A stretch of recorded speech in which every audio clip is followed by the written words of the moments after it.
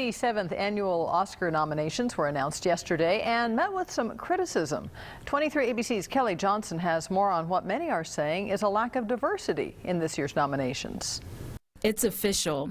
This year's Oscar nominations are the least diverse that they have been since 1995. That makes it 17 years. That's weird. That doesn't sound right.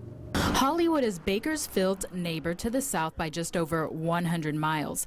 But some say what happens in Hollywood doesn't affect them one bit. I haven't really paid too much attention to that kind of stuff because it's not the first thing that is on my mind. And then there are those who do care. African Americans do participate in the economy, especially in the movie industry. We go to movies and we look to see African American actors. That's the only way I would go is whenever there's Denzel is in a movie or any other African American is in a movie, then I will go.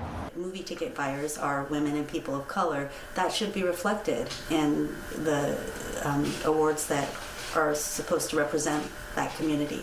The film that comes to mind is Selma. It got the nom for Best Picture, but individual actors and director were snubbed in the individual categories. You know, for me, race doesn't mean anything. Dewey Compton says that Selma is on his must-see list because he wants to see a piece of American history.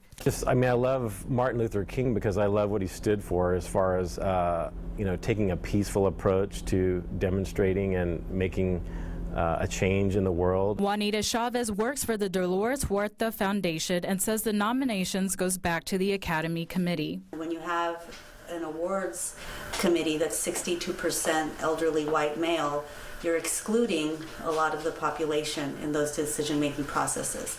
However, she feels that Hollywood is, in fact, making progress. You know that they've come a long way in beginning to cast women and people of color and people of different sexual orientations in a more positive light, but they still have a way to go.